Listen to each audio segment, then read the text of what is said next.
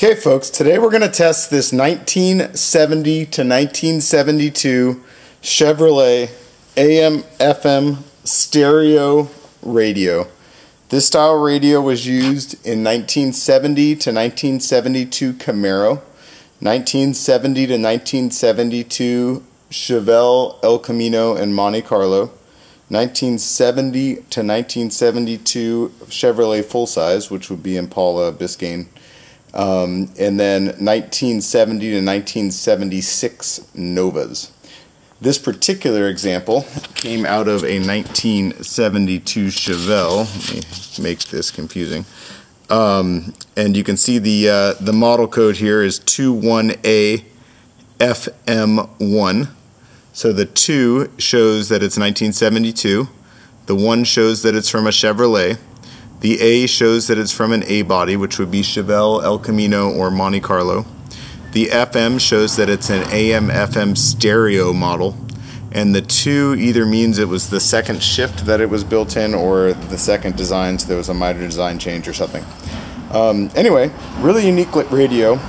Guys, the knob spacing, the face size, and everything is also the same as the 69 model year for those radios. The difference is the stereo radio in 69 used a 2-piece radio, whereas this one has both transistors mounted on the back of the radio, so it's all one piece. Now for the 69 model, the connector is different, and some models required curved rear fins or slanted rear fins in order to clear the dash. So there might be a modification there needed if you are going with the 69 model. The 70 models were a bit different in that they used different knobs, which that's an easy change. And then the lens was more green tinted, so the top up here you see where it's blue, which you can't see when the dash is installed, but that was green. And then the numbers had like a light green tint to it, which is pretty negligible. Anyway, this is a really nice example. It must have got pulled out early for an 8-track or something like that. You can see even the chrome on the lens is cherry. We get full flippage. You can see stereo there. The push buttons are all really nice.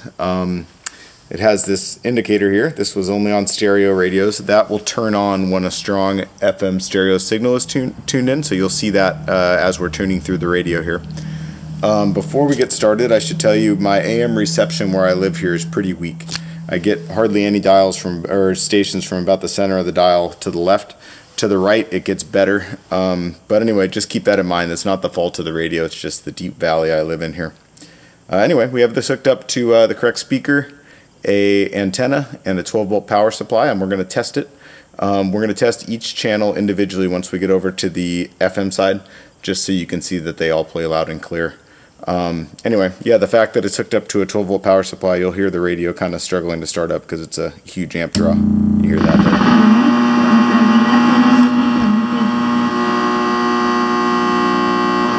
Let me ask you something. Would you like to retire with confidence, knowing that you have...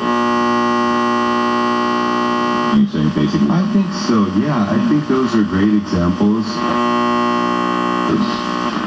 Well, and visit the Good Feet store.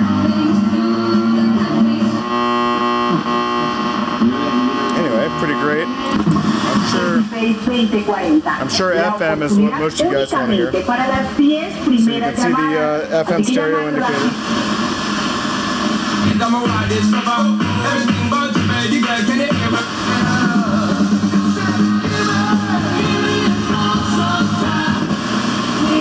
Abnormal bleeding or have antiphospholipid syndrome while taking from the Salinas Honda studio.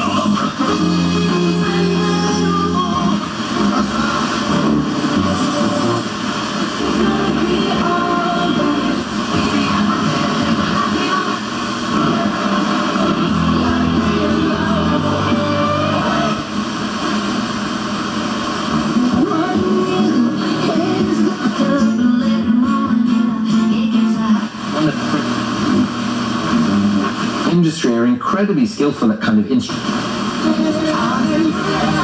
Okay, now I'll show you the push buttons work. Okay, now we'll find a let's find a station we like. Let's say we like classic music. You just pull out any push button you choose. push it back in, no matter where we go, we can go right back to where we were. Okay, finally, I'm going to show you all the stations work here. So I have this hooked up to my test wiring harness. This is a channel, this is a channel, and this is a channel. So we're going to disconnect our speaker and we'll hook it up to each individual channel. Let me see, I'm going to try to do this with balance here. It's hard to do this while holding the camera, but we're going to try. And finally, and our fader's probably on here, so I'll show you that. There we go. Okay, and then we got, so this is tone here, I believe. And then,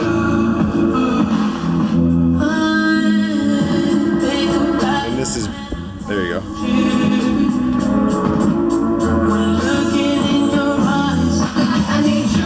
Anyway, just an awesome factory AM/FM stereo, guys. If you've been looking for one, this could very well be it. These rarely come up for sale anymore. This one looks like it's never been messed with. That's a good thing because someone hasn't had their hands all over it, but I will tell you that after they've been sitting for this long, this radio should be serviced before it gets put in the car, just because it plays great right now.